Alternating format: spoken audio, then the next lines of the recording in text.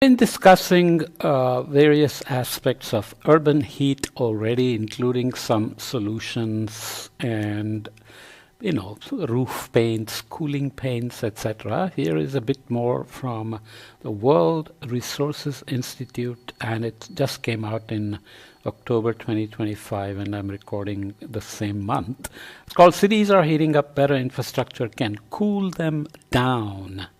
Well, that's always good news, and I keep adding these because there is always a bit more new information in these, and urban heat risk remains uh, a very important aspect in terms of climate impacts that are affecting more and more people, exposing more and more people. Urbanization continues. More than 50% live in cities. This number is expected to keep growing as urbanization keeps growing.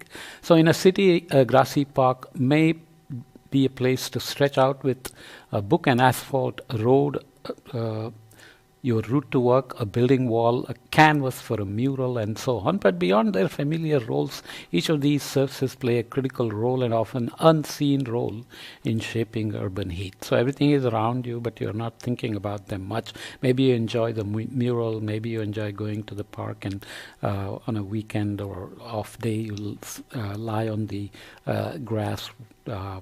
Watch people go by, whatever. But many cities are now warming at twice the global rate, a problem that only is worsening with rapid urbanization. We have talked about these things, and of course, some cities and neighborhoods often the poorest and the most vulnerable swelter more than others because there is always implicit and explicit differences in the way infrastructure grows around rich neighborhoods and poor neighborhoods. Equity, justice, etc., that we discussed in the other podcast are important, but how to always make sure that they're accomplished by co-producing solutions with participation is always tricky. The reason for this comes down to the urban environment. Built infrastructure like roads, buildings, and sidewalks, as well as natural infrastructure like trees and water bodies, determine how heat moves through a city. In most cities, the abundance of dark, impervious surfaces like asphalt traps heat and drives temperatures up, part of the urban heat island as well, contributing to the urban heat island effect. But urban infrastructure can also be one of the most powerful tools to keep people cool without relying on energy-hungry air conditioning, so passive cooling in many ways. And you already see a white roof here in Milos Island, Greece, which became famous because when you look at it from the top, it all looks nice and white. The key is focusing on surface infrastructure, the places where the physical city and the atmosphere interact most in terms of surface area. In fact, cities around the world are showing that seemingly simple changes to surfaces like painting roofs white or planting trees can have a surprisingly big impact on temperatures. It's a matter of knowing how and where to use these solutions because you can't blindly apply them everywhere. So what makes a city hotter or cooler? Surfaces can absorb or reflect heat. So if you have non-reflective surfaces, they can get hotter, but reflective surfaces can cool them, obviously. White reflective surfaces tend to have the opposite effect of a dark absorbing surface. Strategically increasing reflectivity or the albedo, for example, by painting rooftops or pavements with light colors can significantly decrease local temperatures. Phoenix reduced surface temperatures by over 7 degrees centigrade in some areas by just adding reflective treatments to pavements, and in Almeria region of southern Spain, after farmers whitewashed their greenhouse roofs. Greenhouses are used for growing many things, flowers, vegetables, and so on. Local air temperatures there fell by 1.6 degrees C compared to surrounding areas. So quantification is always important as well. Cool roofs have the additional benefit of lowering indoor temperatures and reducing the need for air conditioning. Malaysia does this by reducing, Malaysia does this with white roof tiles and reduces household energy use by 13%. And there is always more than one way to measure heat, as we have already discussed elsewhere. I won't go into the details, but land surface temperature, air temperature, heat index, measuring what it feels like outside by adjusting air temperature based on humidity, wet bulb Globe Temperature and Universal Thermal Comfort Index, UTCI. A paper just came out that shows that based on these indices, if you make a map of heat stress, the maps actually are not exactly the same. And this matters because when you do future projections, you want to know how the heat risks are increasing. So the suggestion from that paper is that temperature and humidity seem to capture the best they are the best index in terms of capturing overall heat stress. So maybe that's the easiest for future projections as well. Measuring land surface temperatures can tell us how these interventions directly impact temperatures of surfaces like roofs or roads, but measuring local air temperature also gives us important information about how reflective surfaces impact temperatures and people more broadly. So while increasing shade may seem obvious, the benefits can be staggering. One study found that tree shade can reduce surface temperatures by up to 25 degrees centigrade compared to sunny asphalt paved areas. Cities are taking a note. Of course, a community-led project in Freetown, Sierra Leone planted more than 1 million trees over the last 5 years to combat rising temperatures.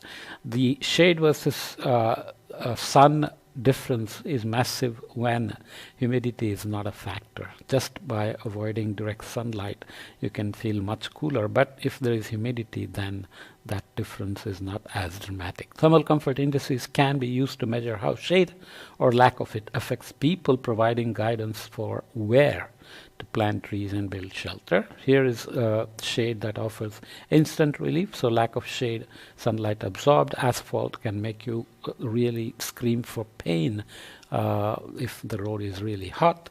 Or if you have shade, sunlight intercepted can make you feel much cooler. Trees as well as structures like awnings, bus shelters and covered walkways intercept sunlight and prevent it from being absorbed by the ground or by people. This dramatically improves how hot it feels outside, creating a respite even on scorching days, and Singapore and so on use this a lot. Green spaces cool the air by releasing water. So lack of vegetation, water vapor is not released, and evapotranspiration kind of thing. So again, you absorb sunlight and make it hotter, whereas vegetation obviously releases water vapor and can create cooler temperatures, which can make a massive difference. 1 or 2 degrees can make a big difference. A grassy park often feels noticeably cooler than a sunlit sidewalk. This is in part thanks to evapotranspiration, as we all know. Much like how sweating cools human body, evapotranspiration draws heat from the surrounding environment and uses it to transform liquid water into vapor, lowering local air temperatures in the process. Latent heat loss. This property, combined with the shade they provide, makes urban trees an especially powerful tool for mitigating heat. Moist surfaces like soil and open water bodies have a similar effect known as evaporative cooling. Passive cooling in the past in many historical structures did use this evaporative cooling by creating moats of waters which allowed air to pass over them and bring cooler air through evaporation. Cities can tap into these benefits through strategies like green roofs, green spaces and permeable pavements, which have gaps that allow water to evaporate. Medellin, Colombia has managed to decrease its local air temperatures by 2 degrees Celsius by creating a network of green corridors, so trees and vegetation strategically planted along roads, paths and bike lanes, and connecting green spaces throughout the city, that you are always following shady region and not being exposed to the sun. The flip side, of course, is that evaporation also increases humidity, which can compound health risks of extreme heat. When evaluating these solutions, it's important to consider their impact on the heat index, a metric which combines air temperature and humidity to more accurately assess how people feel outside in reality.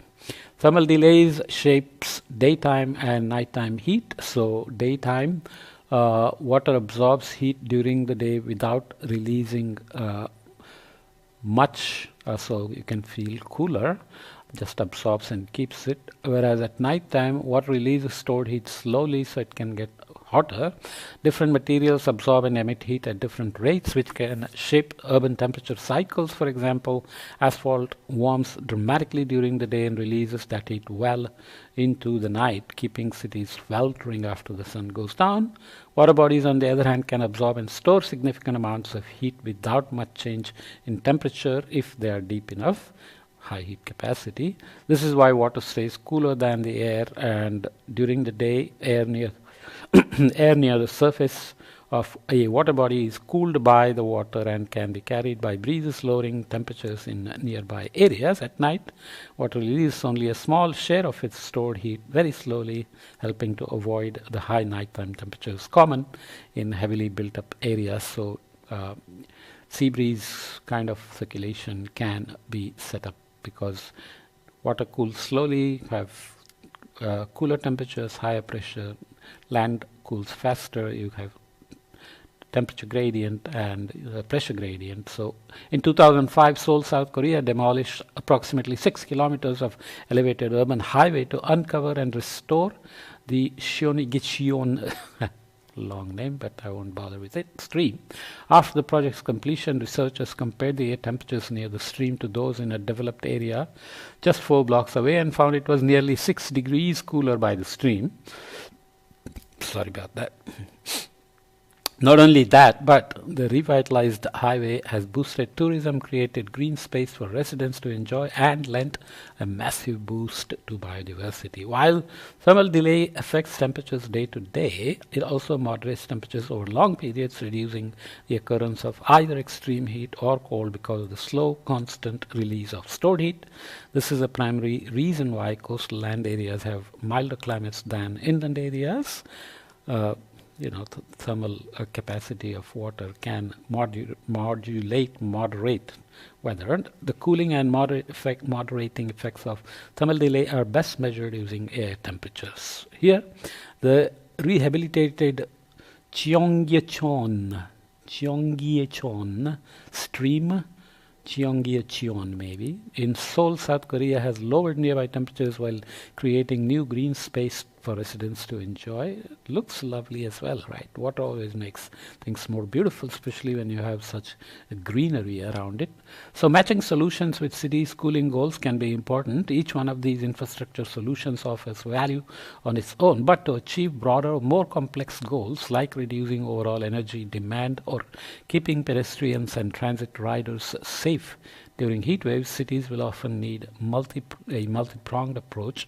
By understanding the relationship between goals, heat metrics, cooling mechanisms, and infrastructure solutions, cities can make more meaningful progress against extreme heat. More stuff here, infrastructure solutions to meet city cooling goals.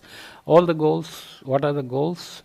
Cooling people outdoors, cool without increasing humidity, cool without water if possible, flatten peak temperatures, lower area-wide temperatures, not just very local, reduce energy consumption, of course, reduce indoor heat, reduce nighttime temperatures, and reduce surface temperatures. Nighttime temperatures can make it very difficult to sleep, especially if you don't have air conditioning and so on. Just a fan may also just circulate warm air. So cool roofs, obviously reflectivity is what is used to get rid of heat, but obviously you want to be careful. If it's also got a harsh winter, then cool roofs are not going to work by losing heat during winter very well, right?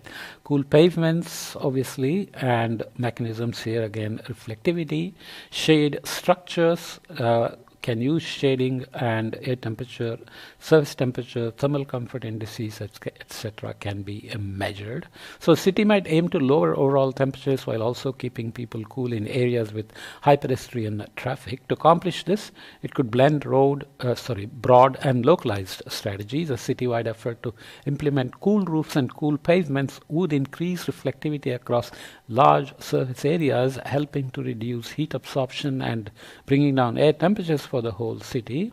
In neighborhoods with high pedestrian exposure, such as commercial corridors or transit hubs, incorporating more trees or a shade structures could measurably reduce people's heat exposure and health risks as they go out about their day's work, leisure, shopping, etc. This kind of tiered strategy allowing cities to deliver both widespread heat hazard reduction and immediate relief in places people need it most. Explore the grid below, and that's what we did here. So you can look at some more trees, of course, can reduce temperature by shading and evapotranspiration, as we discussed. Green roofs, you can see the trees on rooftops. They can reduce outdoor air temperatures and energy use, again working with evapotranspiration. Green spaces provide evapotranspiration similar to here. Green spaces, green trees with mixed with infrastructure is different than just having parks and green spaces. Permeable pavements we discussed with water that can evaporate, so evapotranspiration, and water bodies, of course, always useful. Evapotranspiration and thermal delay that we talked about and can work at day and night. So heat goals, we already mentioned these, and here is a toolkit to protect cities against extreme heat. Heat is a universal challenge, of course, but mitigating it offers cities an opportunity to respond with creativity and local insight. Each built environment is unique, and each piece of infrastructure can either exacerbate it or help reduce it. The solutions listed here are here offer a flexible toolkit by understanding how sunlight interacts with the urban landscape and intentionally using infrastructure to influence these interactions. Cities can achieve clear, measurable goals for urban heat resilience and protect their residents in a warming world. So these are also resilience, not just crisis management of kind of thing. Even as global warming keeps going, urbanization keeps getting worse and worse, or keeps becoming more and more widespread, these measures are longer term heat reduction plans, and hence they build resilience and help adaptation, co-benefits health, well-being, energy reduced, people using walking, bicycling, etc. instead of driving cars. Public transportations can more easily be used if there are shelters to wait for transportation, and so on. Right? Lovely. So let's leave it here.